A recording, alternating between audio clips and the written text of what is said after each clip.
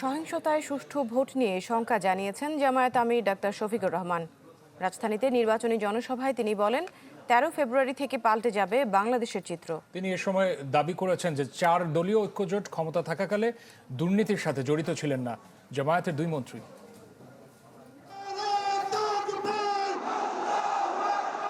বৃহস্পতিবার রাজধানীর বিভিন্ন আসনে দিনভর নির্বাচনী জনসভায় ব্যস্ত সময় পার করেন জামায়াতের আমির ডাক্তার শফিকুর রহমান। কারওয়ান বাজারে পেট্রোবাংলার সামনে সভাস্থলে জামায়াত প্রধান পৌঁছান বেলা 11:15টায়। পরিচয় করিয়ে দেন ঢাকা 12 আসনের 11 দলের প্রার্থী সাইফুল আলম খান মিলনকে।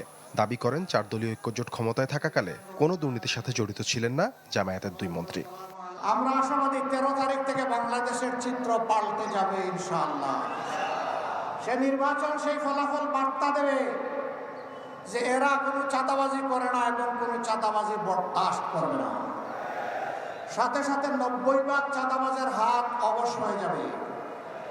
বাকি 10% যারা থাকবে ওদেরকে বুঝাবো, বুঝ না মানলে যা করা দরকার তাই করা হবে ইনশাআল্লাহ। কারো মুখের দিকে তাকাবো না। পরে ডক্টর শফিকুর রহমান যান মিরপুরের পাইকপাড়ার ওয়াকাব উচ্চ বিদ্যালয় মাঠে।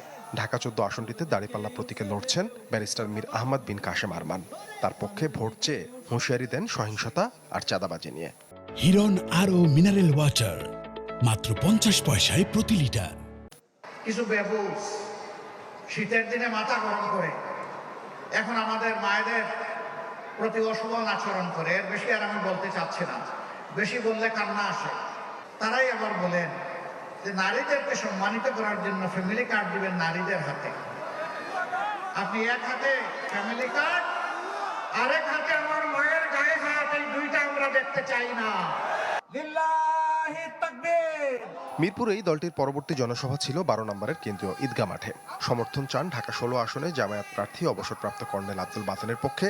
এ সময় নারীর মর্যাদা নিশ্চিতে আশ্বাস দেন জামায়াতের আমির। বলেছিলাম তারা যখন তাদের বুকের সন্তানকে দুধ খাওয়াবেন, পেটে ধারণ করবেন, এই সময়টা তারা যদি কর্মজীবী হয়ে থাকেন, পেশাজীবী হয়ে থাকেন, তাদের কর্মঘণ্টা 3 ঘন্টা কমিয়ে 5 ঘন্টা করা হবে। যেই বললাম কিছু লোক হায় হায় কি হলো, মায়েদের ঘরে ঢুকানোর চক্রান্ত ষড়যন্ত্র শুরু হয়ে গেল, এই বলে সুরগুল সুর করে দিল।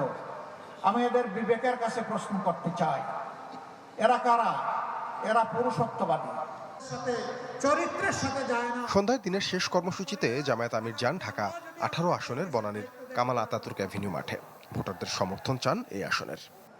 ব্যবসায়ীরা ব্যবসা করবেন নিরাপদে, কোনো টেলিফোন এসে তাকে হুমকি ধমকি দিতে পারবে না। সাদবিন শফিক, চ্যানেল 24, ঢাকা।